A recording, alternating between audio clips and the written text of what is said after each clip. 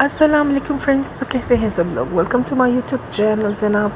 आज हमने अपने किचन में बनाए हैं बहुत ही मज़ेदार स्ट्रॉबेरी डिलाइट। इतनी आसान रेसिपी है और बहुत ही यमी सी है। यहाँ पे मैंने 500 ml यानी कि आधा केजी मैंने फुल फैट मिल्क पैक का मिल्क लिया है और इसके अंदर हम डालेंगे तकरीबन 2.5 टेबल स्पून कॉर्नफ्लोर का। सब चीज़ें हम इस मिल्क के अंदर मिक्स कर लेंगे। बहुत ही आसान और बहुत ही ज़बरदस्त सी रिफ़्रेशिंग सी स्ट्रॉबेरी की रेसिपी है।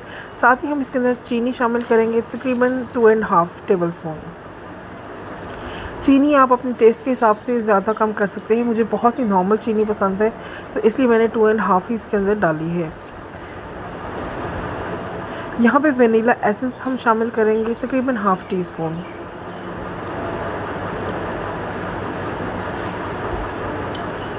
इन सारी चीज़ों को हम अच्छी तरह से मिक्स कर लेंगे और मिक्स करने के बाद हम एक पैन में इसे कुक करेंगे 5 से 7 मिनट के लिए।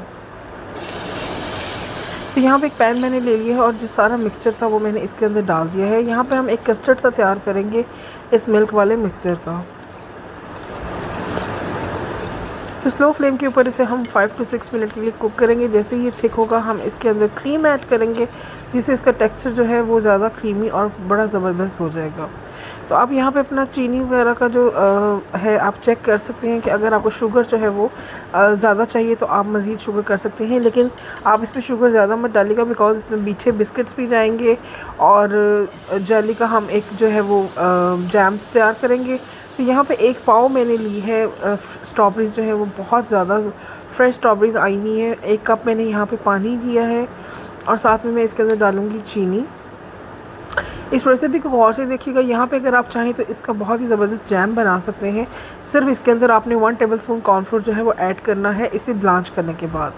तो यहाँ पे अच्छी तरह से हम इसे जो है वो गला लेंगे, बिल्कुल थोड़ा सा हल्का हल्का हम इसको चंकी रखेंगे।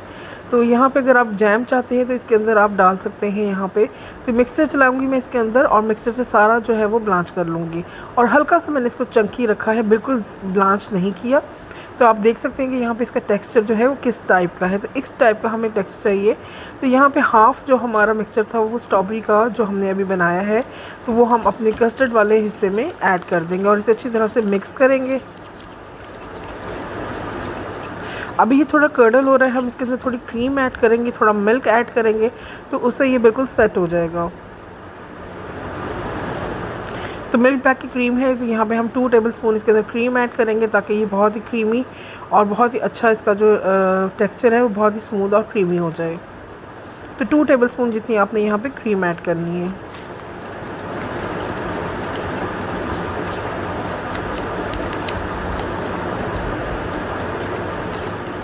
तो इन सबको आप एक मिक्सचर में डाल के ब्लांच भी कर सकते हैं और हैंड मिक्सचर से आप इसको ब्लेंड भी कर सकते हैं।